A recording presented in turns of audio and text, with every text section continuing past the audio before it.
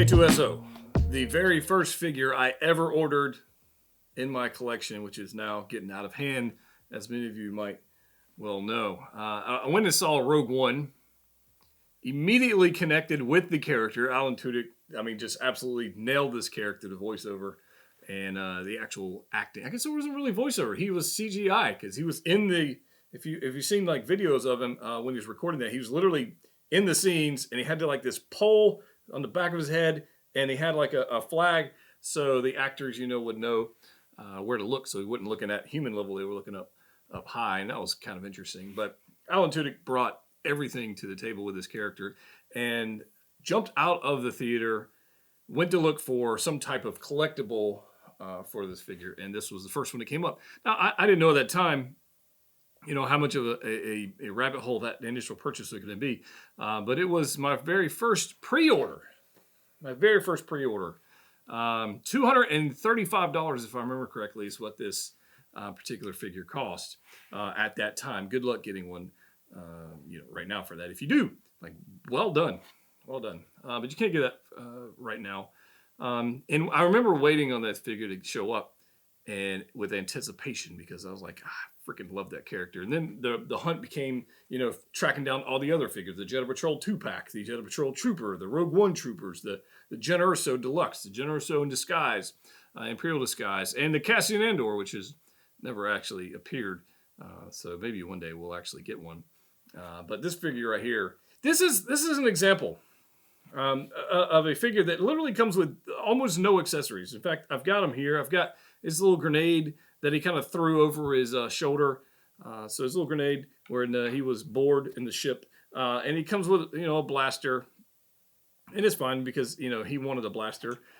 Jen finally gave him one, which was very nice of her. And then he's got a display base. And the display base is fine. There's nothing really super special about the display base, but you can see it right there. It's okay. It says K-2SO on it. It's got this very strange crotch grabber that was specifically made for this particular figure. And if I can actually get this on here, I'll show you how it works. It's very strange. It's a more of a cradle design here. Let's try this. It's very, very strange. Because he's a strange figure, right? No hands. It does come with a little antenna set that's you have to install out of the box. And you get 3 battery or watch battery batteries to go on the head that light up. And that's it. It comes with literally almost nothing. And most of the accessories, I think the only one most people would use is actually the blasters, what most people use in their displays. Because the grenade is, although nice, not really, I don't know. It's just one of those things. But that being said, the figure itself is absolutely beautiful. There's weathering going on with it. There's die-cast parts, which not a lot of people understand or realize at that time. I certainly didn't know that until it actually shipped, was the knee down. This joint right here is die-cast, kind of like the recent release IG-11. So die-cast pieces down there to keep the weight down and balanced. Joints are solid. Different style of joint than we're used to because he's a droid. And just an overall, what some people would call a grail of a piece. So it kind of is one of those things that I when I got it, I don't think I ever did a review on this figure. So I figured since I have this one, which is my second one, this is my second K-2SO, I figured I'd do a review on it. And in addition to that, I'm not actually keeping this one. We're actually giving this away. I know, that's crazy, right?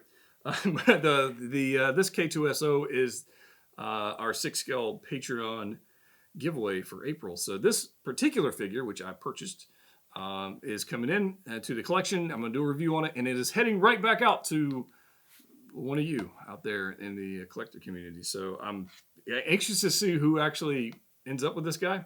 And I'm actually sad to see it go. I almost want to keep it for myself and just have 2 of them.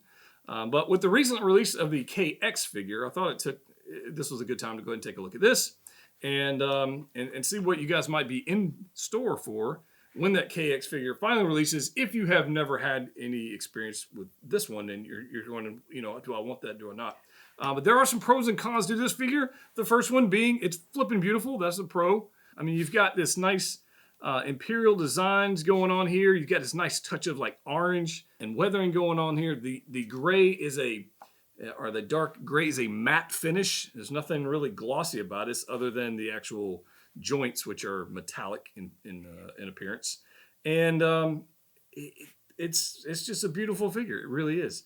There are some things you need to know about it if you're planning on getting this in the future. If you're getting this version, or if you plan on getting the KX version, one thing you're definitely going to want to be mindful of are the joints. Because this is a different style joint, the elbow joints themselves, and actually over time, it's not a figure you want to pose a lot. It's not. The elbow joints, and I'm going to be, again, this is going to someone else, so I want to be particularly careful with it. But the elbow joints go to about 90 degrees, right? That's about where they're going to go. And they'll hold the blaster just fine. The finger joints are like Iron Man figures, so you got individual digits. Those are great, no issues with that. The elbow joints themselves, if you over pose it, if you over articulate it, I don't say overdo it. If you pose it a lot, they're going to become loose, and then you got one of those droopy elbow situations with K2. And while maybe some fingernail polish or something like that can help out with that, it's not really something you want to deal with. But it's one of those things that you definitely want to be mindful of with this figure. It's not something you want to go pose maybe every week or every other day or however you pose your figures. But you're going to get about 90 degrees there. You've got a nice butterfly joint, and you've got a nice elbow raise shoulder joint right there, which you can get his arms up pretty well high. I mean, he can do pretty good stuff, right? You got this little armor piece that will come out of the way. You can it's kind of like a ball joint deal, like on an Iron Man figure. And you can kind of get it to about there. It looks great. I remember one of the first times I was doing this, I was doing a photo session with it, and I wanted to have him sit down. Not the easiest figure to have sit down, I'll be honest with you. The legs, the way they rotate, there's a ball joint there. So if you want to have him sit down, I'm going to show you this. Let's see if I can do this. Have him sit down there. This is like how he sits. It's very strange how he sits, right? Obviously, you can bend the knees, but you get the idea. It definitely goes wide-legged. But there's a ball joint on the hip joint there, and then obviously we've got a normal knee here, and it's just an interesting figure to mess around with. The torso, you get a little bit of a torso twist. Like it can go around pretty good, right? Goes around pretty good. If you wanted to push it 360, you probably could. Ab crunch, decent amount. I mean, for what it is, it's a good figure, right? So I don't have any particular issues with it going with that. This one is a little tight on the knees. I will deal with that a little later.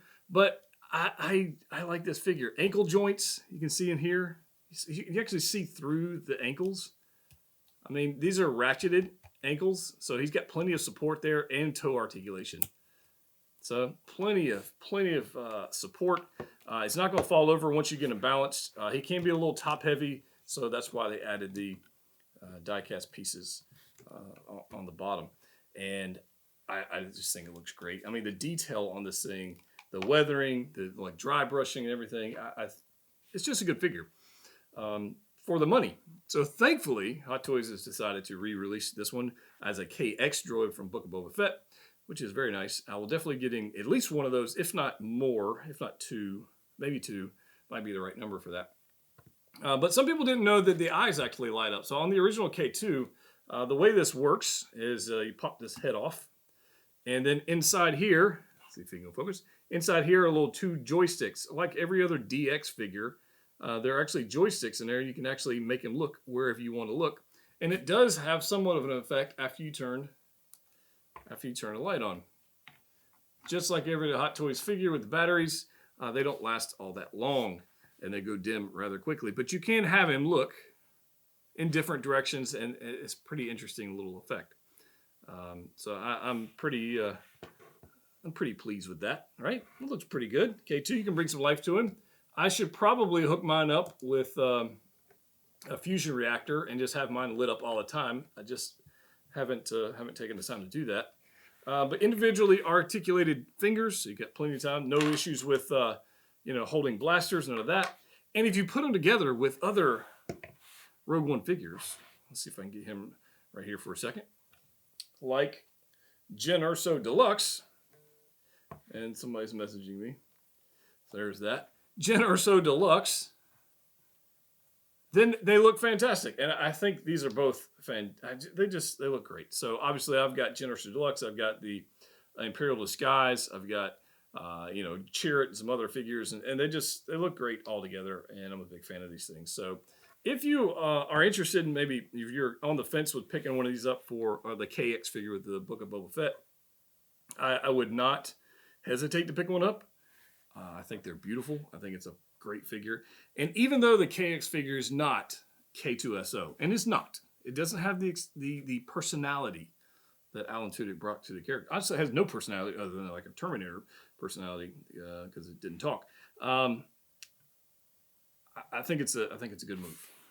I think so, anyways. So that's just a quick look. I'm gonna spend too much time on this thing.